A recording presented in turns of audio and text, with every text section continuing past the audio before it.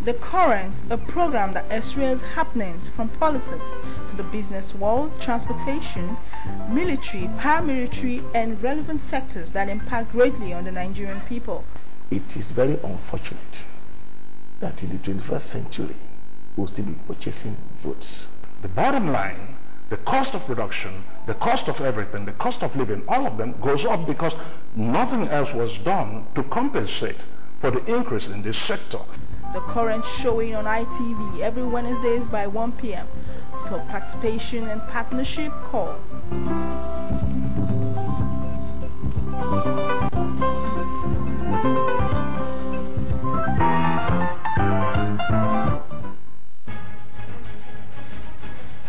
Do you believe citizens should take the laws into their own hands? No, it is not taking the laws into their own hands. Your Excellency, but do you agree that there were accusations that you made?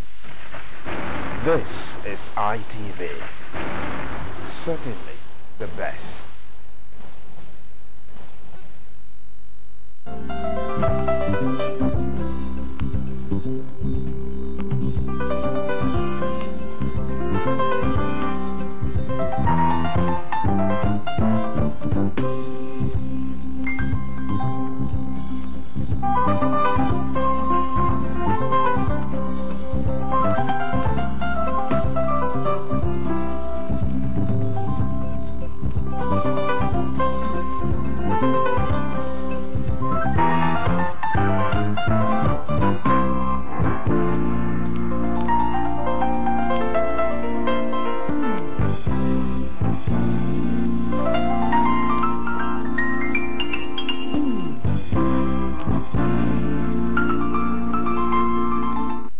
Good day, viewers. You're welcome to another episode of The Current. I'm your host as usual. My name is Frida Okiria. You're welcome.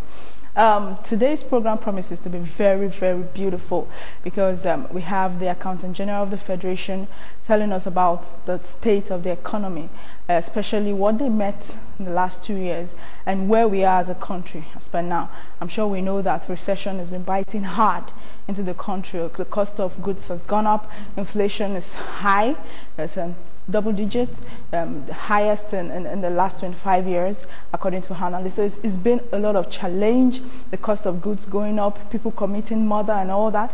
The AGF, the Accountant General of the Federation, will be telling us where we are and way forward. One of the things he'll be telling us, I suppose, is that recession will be coming out of it as soon as possible from the end of the year. More also, we have a tax expert who talked about taxes. A lot of things, a lot of challenges has come from the area of taxation. People find it difficult, companies, individuals find it difficult to pay tax. So we'll be talking a lot about how taxation can help to generate our revenue as a country. And that's what I'm going to be throwing at the expert who will be talking about taxation. We'll take a short break. When we are back, I'll bring to you that interview. Don't go away.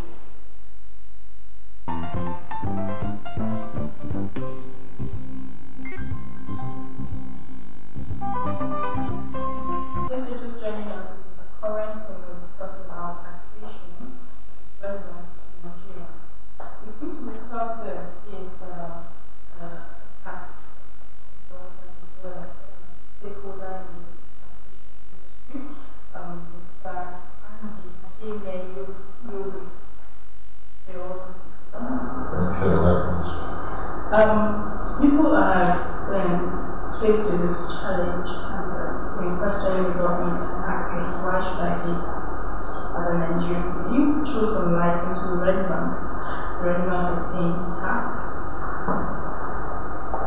Thank you very much. Taxation is crucial, taxation is important, taxation is paramount. Many people are questioning today the basis for paying tax, why they should pay tax. So many other questions have been asked. There is no government in the world, no group of people community that want to move forward to the next level without taxation being used as the resource to carry out this activity. you discover that taxation itself is the statutory payment made by individuals within the country. It is statutory because it is backed by law, and it is compulsory for the group of people it is meant for. And because of that, it becomes very relevant to use it for development. The issue of income tax taxation is taken very seriously in England, and it is the basis in which they are able to finance their projects and get a lot of things done properly. And that is where you discover that some have been up to 40% of their budget being financed by tax. But in the country here, we just have about 6% of GDP as the basis for finance of this of various items in the budget. The issue of taxation are not too much taken seriously by Nigerians because of the cheap oil money revenue which people are using to finance areas. And the payment of taxation is no longer there. Even accountability in government is taken for granted. Somebody say you can hold somebody accountable, whereas they are not even paying their tax to finance what they are doing. In other times, it's a very serious matter. And it becomes very, very important for people to really understand what taxation is all about, why they are paying it, and how known that is basic and very, very important for a society to move forward. You pay your payment of tax, then you can ask for accountability in the issue of governance.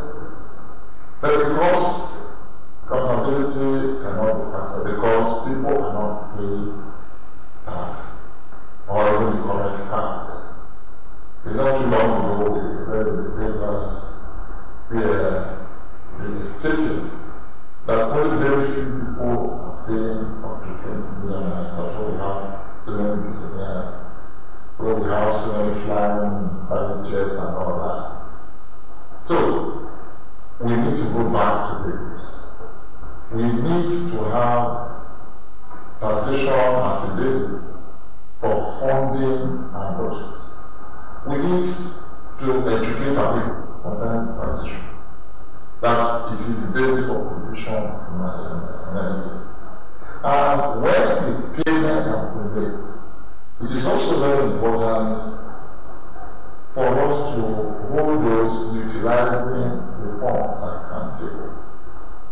You know, because they have used their sweat to be able to come up with something to use, you know, for developing the society. And if this is not being done, it means that there is a need for us to cry out, to tell people to do what is right.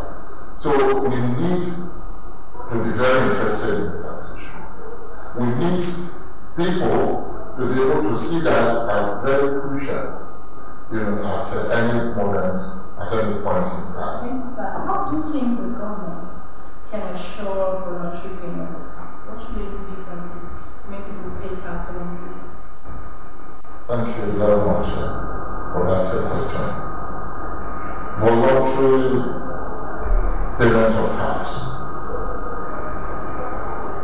Part of the world self-assessment.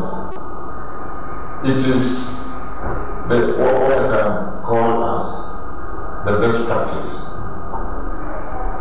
Because tax should be made simple. Tax should elicit people's cooperation. Tax should make someone to be able to do something which they will not feel it so much. So the question is, how do we make it possible for people to carry out what voluntary compliance? It is very important. One, we should know what voluntary compliance is. We should know what we benefit from voluntary compliance. We should know what that can do to help the society. You know, before 1991, we discovered that we were not having the technology, what we call self-assessment within the bank. Because what they do is you have to run the tax body, you have to create an assessment, you have to serve it on people, and if they don't, you cannot serve them, they cannot pay. So self-assessment compliance means somebody will voluntarily comply. He will make sure that without any penalty, he's doing it, therefore. And it means that we need to educate them on the importance of that self-assessment and will comply. But on the days where we need to cross the road with sticks and even woods, and we start waiting for people, some are running to the bush and things like that going on. I think those are the old system. You should be able to make the people feel at home. You should be able to make it easy. Therefore, self-assessment is one of the grounds by which people can really do this. That is, you self-assess yourself. You know, in such a way that you compute your tasks, you are able to fill a form and follow. You can able to be through electronic means by which you can, send an assessment. You know, somebody who is working here, for example, you should be able to know what they expected to be as staff on here. And to complete your form, you fill. So the forms should be made easy. They should be able to be given to somebody that person will complete, and you should be very happy to get it across. You should not put obstacles on the way of people paying tax. The issue of corrupt practices have to be out of the way, because you want people to come and pay their taxes, and how this should be used for development. So sharp practices should be out of the way, and there should be a situation where somebody who is trying to stop people from paying their taxes voluntarily and is paid by the government, you should be way out. You should ensure that the right will be done, and those who are also doing well, they should also be commended. I was in Kenya some time ago, and we had a tax week. Mr. President of the country was available, and they were able to talk to the people, and they gave prices to those who were paying taxes very well. So we still need things in the example. You know, you have a tax day, you have a tax week. You need to be able to notify people to give them the right information. And above all, whatever is paid as tax and is paid into the treasury, let people be able to see the roots, let people be able to see the things being done with this tax money. It is the greatest encouragement we can see that will make many people to pay tax. People tell us, why can't we tax and they're going to show up? I can't go to my village. Thank you very much, sir. Also, just recently, the Minister of Finance stated that those who are not paying tax for them, who are owing, will have to be charged another 19% upon the tax. What do you have to say to that? Well, it's a statement that just came up today. But I tell you that the law is there. What I will say to that is that it's actually the activation of the law. In the Federal Revenue Service Establishment Act, in section 31(1)(e). So it has always been there that we have to, apart from the penalty for the payments, for the use of government money, you cannot just pay at your own time. So such payments, tax debts, they elicit a form of what the minister has actually proclaimed, that you have to pay something in accordance with the law, so which we call interest. It is payment for withholding government money, other trading with it or whatever, go and pay at the wrong time. You see, what was not there with the minister before God is was correct. When there is interest to pay, we have the discount rate of the CBA. If you like, the monetary policy rate, which is virtually the same thing, and that is from CBA. The spread comes from the Minister of Finance. But we have the pronouncement that the spread is 5%, it's 2%, or in this case, 5%. So once it's there, it is not activated. Then one thing that is very clear is that when you come in on the Federal Revenue Service Act, you now have a basis quite different from what it used to be. That act is very clear that whatever pronouncement on that act that is inconsistent with any other Community Act or the Petroleum Act or Personal Income Act, the wordings, the provisions of that Federal Airline Service Standard Act prevails. So it's made superior to any other one. So even as we are speaking now, in the way the Companies Income Tax Act, you will discover that in case of interest, it is expected that that interest should be at the bank lending rate.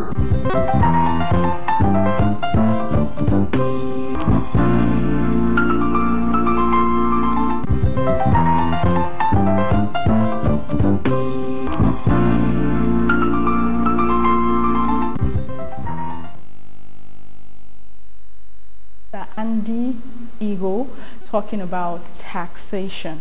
One of the things he said was about the 19% extra payment that will be added to defaulters, those who are not paid, that are owing for long. I think that was what was introduced by the Minister of Finance. And good luck to the ministry as they recover taxes of such. We are going to another phase where we'll be talking to the Accountant General of the Federation as we'll be throwing more light to the economy, where we are now, where we are coming from the last 2 years, and where we are actually going to. One of the striking things he said in this interview that I liked was about Lagos State getting extra revenue of 109 billion from FAC. It was just not usual, because after the normal disbursement, we were surprised to see that there was an extra 109 billion naira. But he threw a little light on that. Don't go away as I come to you with that interview.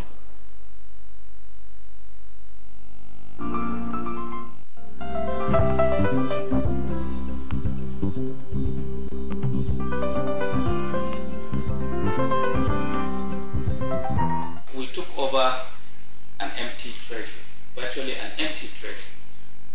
And this is evident from the ongoing recoveries that have been made.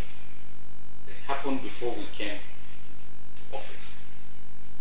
We also came at a time when revenues of government have dwindled, but are not as they used to be. We came at a time of crisis in the Niger Delta. We came at a time when prices of oil in the global market came down drastically by about 65%. Challenges in terms of people desiring to see social goods in place. People demanding for dividend of democracy has been promised. So we came at a time when there were high expectations on the part of the public, on the part of Nigerians. These are right expectations. So government was inundated with challenges of how to source money and to deliver on social goods in terms of education, healthcare, physical development, roads, schools, and so on and so forth. We set out ourselves and become more strategic and more focused. The first assignment or the first initiative, like I said, was to come up with TSA. And TSA became the real messiah because without it, we wouldn't have known where to be by today. It made us to really put resources of government together to block corruption and leakages, the collection of revenues, to ensure that the meager resources that were coming were accounted for in a very transparent manner, to ensure compliance with extant rules, to ensure modesty in public expenditure, and to cut unnecessary wastages and costs which hitherto characterize the system. We've been able to achieve that, and that made us have some level of stability to continue to run the government. Of course, there were borrowings which were announced and which were obtained. We had to go to borrow for development, not for consumption. We never borrowed to consume. We borrowed to put in real sectors of the economy, to develop infrastructure, to continue, the projects that were not completed, uncompleted projects, huge and abundant all over the Federation. And it is gratifying to tell you that as of today, we spent over almost 1.2 trillion in capital. That is unprecedented. That is the first of its kind in the history of economic performance of this country. And that is why you have contractors all over the Federation. All over the Federation, going back to work. They are now on site and they are delivering and performing. And that is because we have a focused and purposeful leadership that is bent on making sure that Nigeria is taken to its rightful position of development. And we are glad to be part of this process and part of this history-making development effort by government.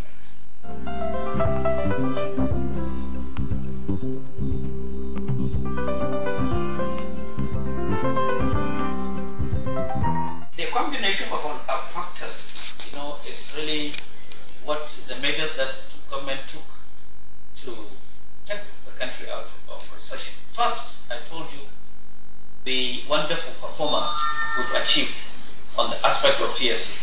Second, I also told you of the massive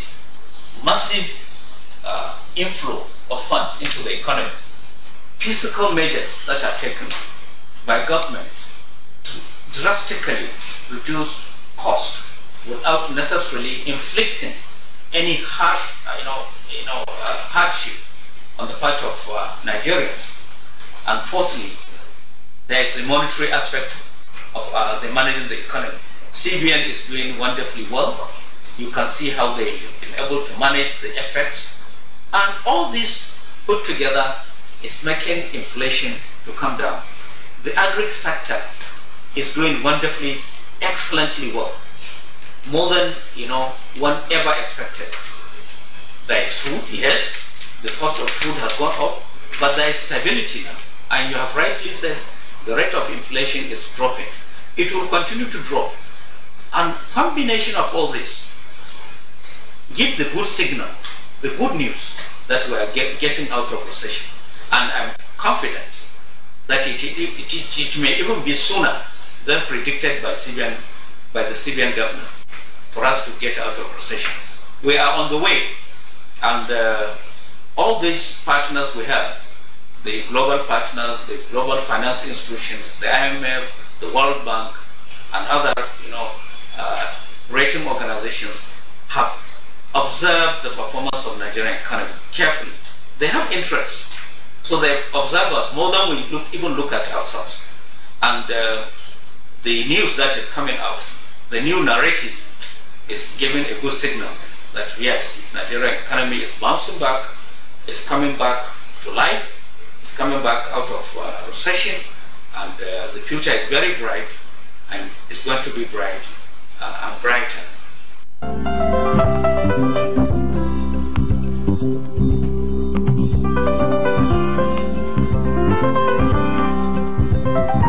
One of the oil producing states, and there was some level of activity in Lagos State, and there were some reconciliations made, and the DPR that is responsible for giving the indices and the figures gave them in arrears, and I believe whatever you see being transferred to the Lagos State is in respect of some of these claims which accumulated is minimal. So eventually they will be rated as oil producing states, and they will continue to enjoy derivation. It's indicative of an element of deficit of derivation, and henceforth it may not be a continuous thing. It will cease from, and that is why it is disclosed for every member of the federation, the states, the federal government, and local government to see.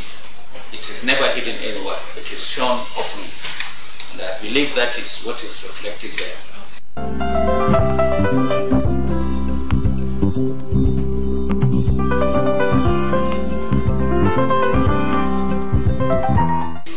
Nigerians should love Nigeria. Nigerians should be patriotic in all we do. Nigerians should see Nigeria being the only land, the only country we have.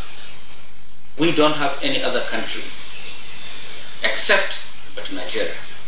Wherever we go, our name will change. It is only here that we are citizens. We may acquire citizenship of another country, but the real treatment will be different. And I want us to imbibe that culture of love for our country, love for the nation, being brothers keepers.